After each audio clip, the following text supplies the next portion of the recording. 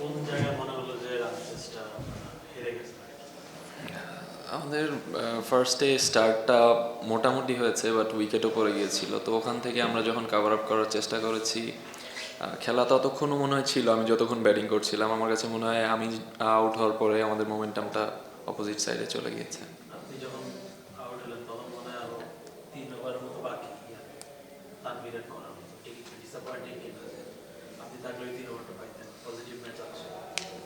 হ্যাঁ, positive match up ছিল আমার জন্য, অবশ্যই ইজি হইতো, বাট আনফর্চুনেটলি আমি ফিনিশ করতে পারিনি। এটা তো দায়ভার আমারই। মানে এই সিজনে তোমার দুইটা তিনটা ম্যাচে দুটো 40 ওভার ছিল, একটা 30 ওভার। জিনিসগুলো বড় হচ্ছে না, কিন্তু সিঙ্গেল ফিগারে আউট হয়েছে সেটা তো হলো।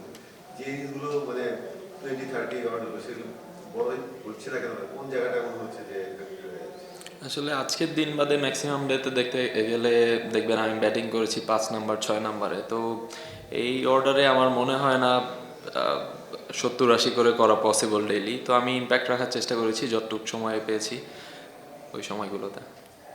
ওপেন করে এটাকে ভালো করেছেন, তিনে তো খেলেছেন, সো ডেফিনেটলি মানে you prefer top order 3 number বা এরকম?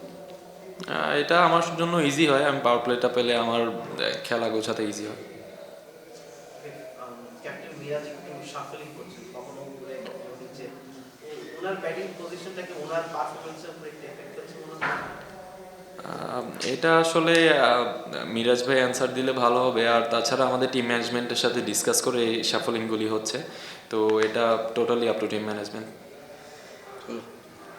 আমি প্রচুর সাফল্য হচ্ছে দেখলাম ফার্স্ট ম্যাচ থেকে। আসলে আপনাদের একাদশটা কি এখনো সেটেল হয়নি? আসলে শাফলিং তো টিম ম্যানেজমেন্টের থেকেই আসে, টিম ম্যানেজমেন্ট, কোচিং স্টাফ সবার মিলিত ডিসিশন।